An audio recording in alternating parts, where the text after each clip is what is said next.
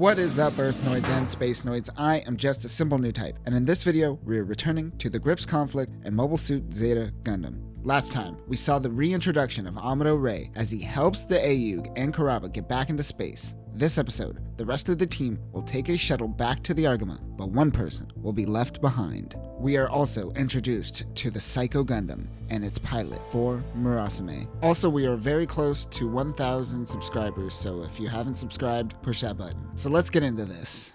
There is a huge haze in the sky. The cover from the weather is a perfect opportunity to get Kamille and Quattro back up into space. Amuro is obviously still afraid of space ever since the death of Lala. Beltachika tells him that like the fog, he has been in a haze for the past 6 years and it is time to wake up. She tries to wake him up with a kiss, but then instantly tells him that she likes to move on fast. Amuro doesn't seem to mind. Remember, I might move on pretty easily. I don't mind. What the hell is this dialogue? War orphans, man, they got issues. Let me know in the comments, will you deal specifically with the crazy baggage that would come with dating someone whose parents were killed in a colony drop? I'm curious. Amuro and Beltachika are interrupted by Quattro. I don't like this Quattro guy at all. Amuro wants Quattro to leave one of their mobile suits behind for Kuraba's protection, but he tells Amuro that they will need it for battle in space, where most of the conflict is going to happen. Quattro tells Amuro to stop being a bitch and to stop being afraid of Lala. He reminds Amuro that Force Ghosts exist in this universe as well. Katz and Kamille are draining all of the water from the Mark II from when Katz stole the Gundam and fell into the water. Quattro comes over and lets Katz know that Hayato allowed him to join Quattro and Kamille up in space. They prepare to get everyone back into space. Meanwhile, Buron prepares to attack the Garuda in his Asimar. Kuraba's goals is to land in Hickory, where they will use the spaceport to launch into space. Quattro takes off and lands on the base, but the others haven't made their way. Katz is inside the Rick Diaz with Amuro. They try to fend off an attack by the Titans. Amuro and Katz needs to hurry or Katz will be left on Earth. Amuro gives Katz the gun that he used to shoot Char back in the day. Amuro is able to drop off Katz to the ship, but then he immediately holds up Quattro and tells him that he is too important to lose for the Ayug. This episode is wild. Kamille is the only one that hasn't landed yet. He is distracted by the Asimar. Buron shoots down the Mark II Gundam's subflight system. Amuro comes in and helps with the attack. Beltachika returns to the Garuda. How can he think of women at a time like this? The Asimar grabs Kamille, but Amuro comes in and takes out his arm with the beam saber. Kamille moves out of the way and Amuro stabs the Asimar, destroying it and killing Buron. Their units fall into the ocean as this battle was all done in free fall mainly. The shuttle takes off without Kamille. They fish out the Rick Diaz from the ocean. Ben Wooder takes command of Buron Blutarch's ship now that he is dead.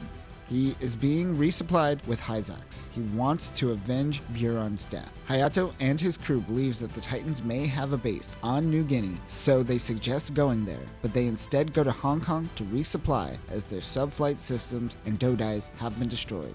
Meanwhile, in the hangar, Beltachika is trying to convince Kamille to give the Mark II to Amuro, as he is the superior pilot. Nothing like being gaslit by war orphans after being abandoned on Earth, right? After kissing Amuro, it also seems like she is instantly codependent. Back on the ship the Sudori, Ben Woodard is receiving a new shipment from Murasame Labs. The unit is so big that it could barely fit inside the hangar of the ship. Also coming on board the ship is 4 Murasame, one of the lab's test subjects. She instantly tells Woodard that she can't be taking orders from anyone. Woodard laughs and tells her sure. The Gerudo makes it to Hong Kong. Amuro and Beltachika make their way towards Luo and Co. to stock up on equipment. Many people are trying to find shuttles off the planet, but it seems that the wait is quite long. In the building, Amuro spots a little terrorist and notices that it is Mirai Yashima Noa. They are trying to get up into space via the black market, but have been put on a wait list. When Amuro asks for Luo Woman, suddenly a man attacks Amuro. Beltachika, Mirai, and her family head out of the building, but they look up to see a giant mobile suit in the sky. It is piloted by 4 Murasame.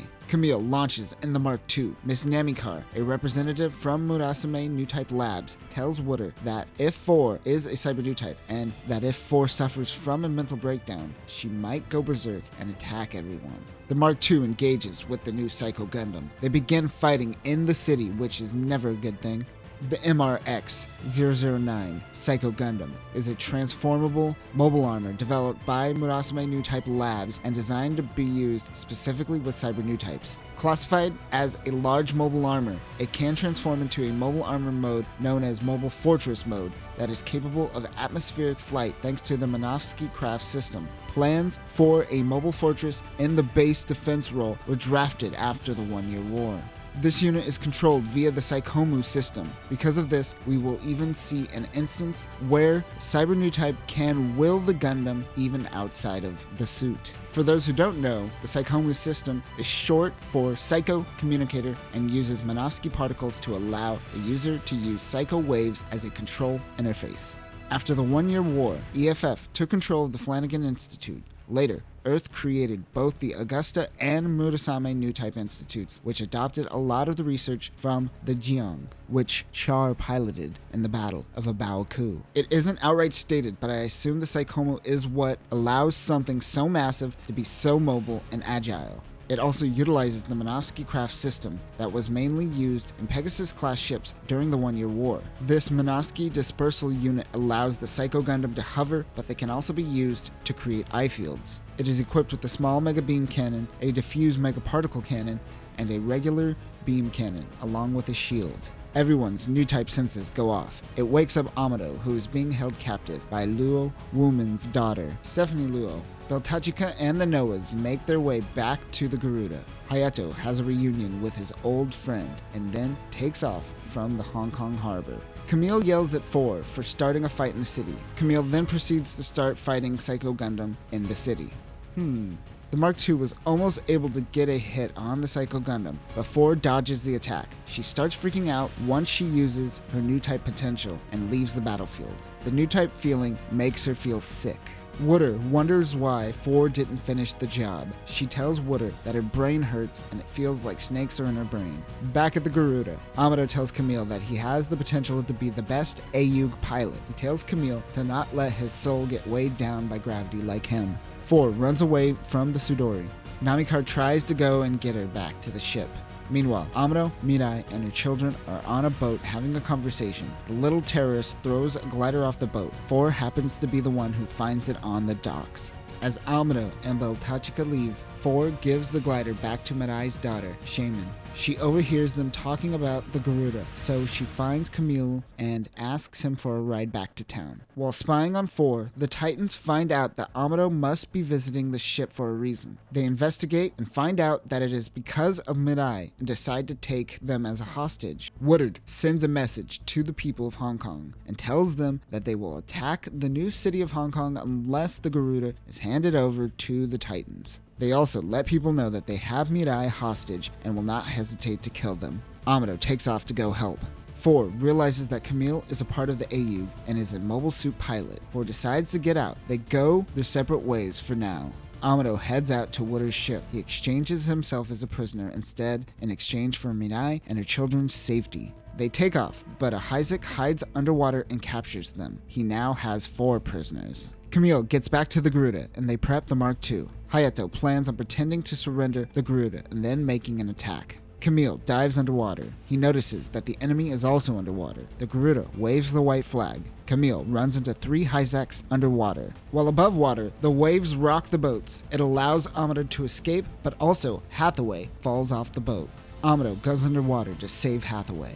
Amado, you could have just let him die and it would have prevented a lot of bad things from happening in the future. Just saying. Amado, unfortunately, saves Hathaway. Meanwhile, 4 is freaking out. Without the assistance of Murasame Newtype Labs, she becomes very manic. Meanwhile, Beltachika yells at Mirai and then cries in Amado's arms. Man, war orphans. Meanwhile, the city of Hong Kong has asked the Garuda to leave the city. They prep to leave. Beltachika wants to know what made Amado become so distant. Mirai tells her and Kamille that it was a girl named Lala and she was an enemy pilot. Kamille wonders if he is feeling the same thing with 4. On the Sudori, Namikar tells Wooder that the Psycho Gundam has been modified to allow normal pilots to use the Gundam and not just cyber Newtypes. Wooder doesn't want to have to rely on them after seeing 4 come and go as she pleases. The soldier, spying on 4, tells her that she needs to go back to the ship now. He also calls her number 4. She says that she promises that she will be back by midnight. Her and Kamille go out on the town. 4 tells Kamille that she is number 4, meaning that there were 3 failed experiments before her and that she doesn't even know her name. The Sidori starts attacking Hong Kong. It is Wooder in the Psycho Gundam. This causes 4 to panic and run away. Amado launches in the Rick Diaz and meets up with the Psycho Gundam. It seems that Wooder is struggling to control the Psycho Gundam. The mobile suit stops. Wooder finds 4. It seems that she was able to will the Psycho Gundam using the Psychomu system without being in the suit. Kamille gets back and launches in the Mark II, but not before getting slapped by Stephanie Liu for leaving.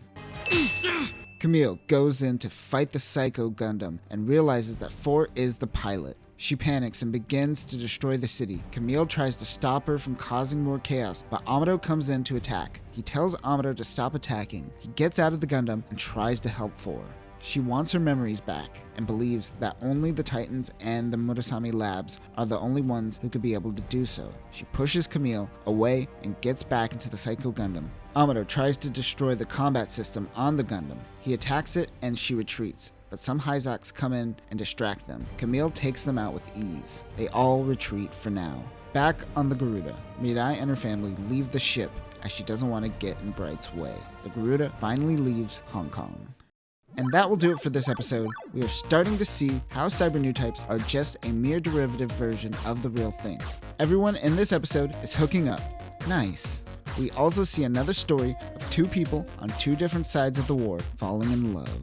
In our next episode, Kamille is finally going to make it back into space. We will also finally see the introduction of the pivotal Zeta Gundam, as well as the Mythos. Also, push that sub button or your soul will be weighed down by gravity. But until next time, Newtypes, watch out for all of those codependent war orphans out there. Peace.